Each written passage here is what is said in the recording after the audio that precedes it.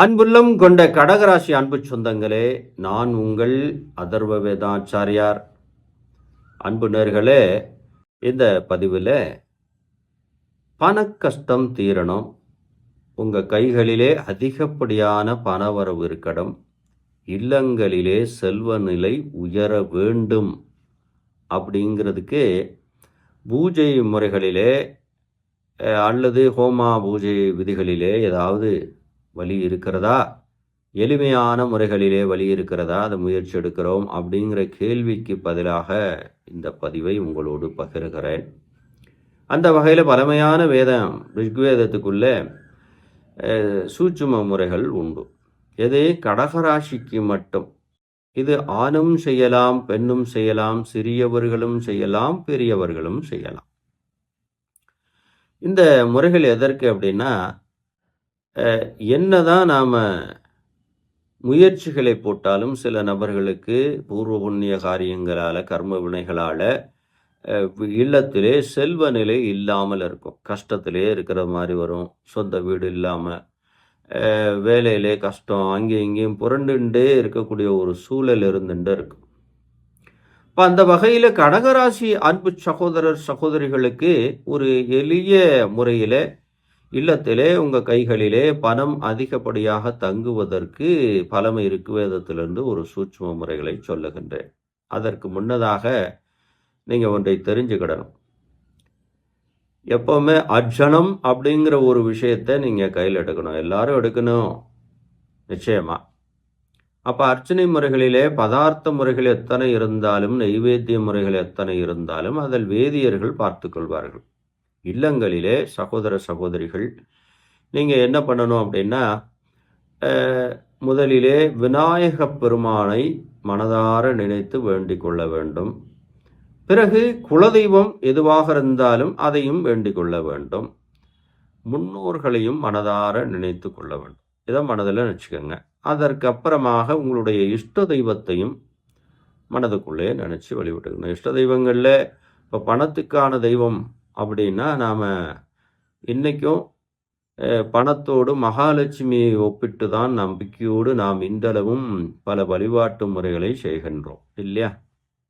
அப்போது மகாலட்சுமி தாயாரை நாம் வழிபாடு செய்யணும் அப்படின்னா கடகராசிக்கென்று ஒரு சூட்சுமம் இருக்கிறது.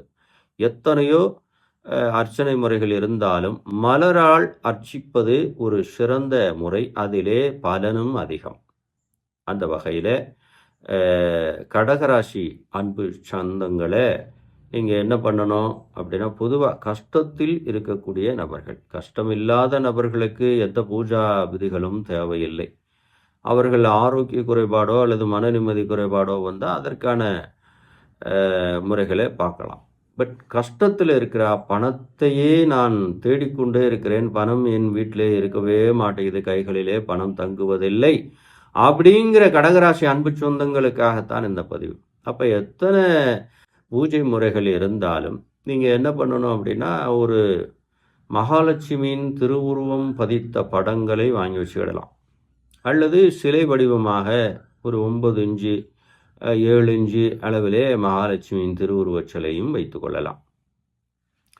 இதில் ரெண்டில் எதையாவது ஒன்று நீங்கள் பூஜா ரூமோ அல்லது ஹாலிலோ அல்லது வீட்டில் ஏதாவது ஒரு முக்கியமான அசுத்தம் படாத இடங்களிலே வச்சுக்கிடணும்.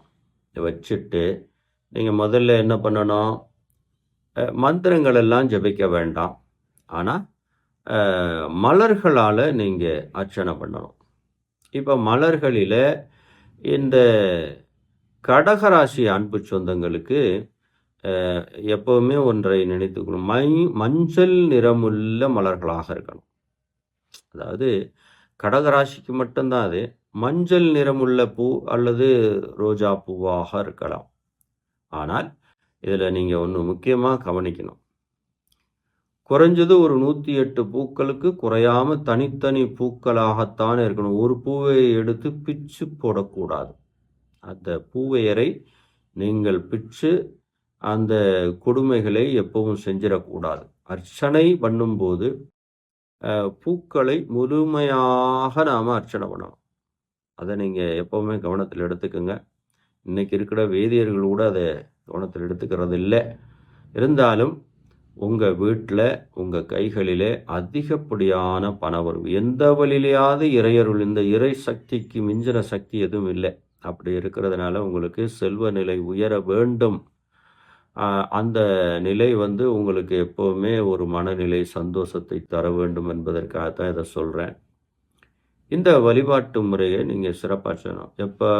அதிகாலை வேளையிலே சூரிய உதயத்திற்கு முன்னதாக மகாலட்சுமியின் திருவுருவம் முன்னாடி நாம் குளிச்சுட்டு சுத்தபத்தமாக உட்கார்ந்து என்ன மந்திரம் ஜெபிக்கணும் அப்படின்னா, மந்திரங்களை ஜெபிப்பதற்கு வேதியர்கள் இருக்காங்க.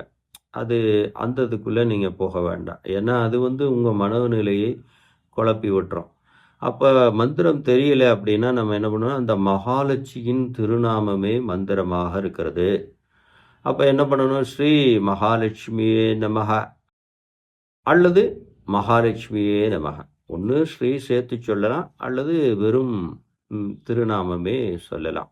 அப்படின்னு சொல்லிட்டு ஒரு மலரை அந்த படத்துக்கு அடியிலையோ அல்லது சிலைக்கு பாதத்திலேயோ ஒரு மலரை வைக்கணும். திரும்பவும் அதே மாதிரி ஒவ்வொரு முறையும் பெயரை சொல்லி அந்த திருப்பாதங்களிலே ஒவ்வொரு மலர்களாக வைக்க வேண்டும். கடகராசி அன்பு சொந்தங்கள் மஞ்சள் நிறமுடைய மலர்களாக இருக்க வேண்டும். அதுதான் முக்கியமானது.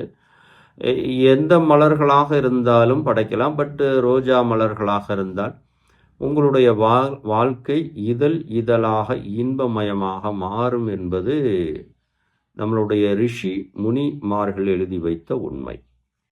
அப்போ அந்த வகையில் கடகராசி அன்பு சொந்தங்கள், சகோதர சகோதரிகள், மகாலட்சுமியின் திருவுருவத்துக்கு முன்னதாக அவருடைய திருநாமத்தை மட்டுமே உச்சரித்து ஒவ்வொரு மலர்களாக நீங்கள் வைக்கணும். குறைஞ்சது ஒரு 48 நாளைக்கு இந்த முறைகளை தொடர்ந்து பயன்படுத்தினீங்க அப்படின்னா உங்களுடைய வாழ்க்கையில் செல்வ நிலை நிச்சயமாக உயரும் என்பது ரிஷி முனிகள் எழுதி வச்ச உண்மை.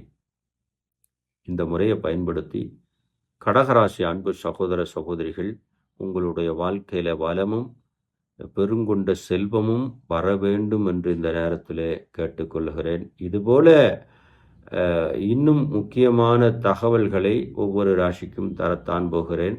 திரும்பவும் கடகராசிக்கு ஒரு நல்ல தகவல் உங்களுக்கு தரும் வரை காத்திருங்கள் அன்பு சொந்தங்களே.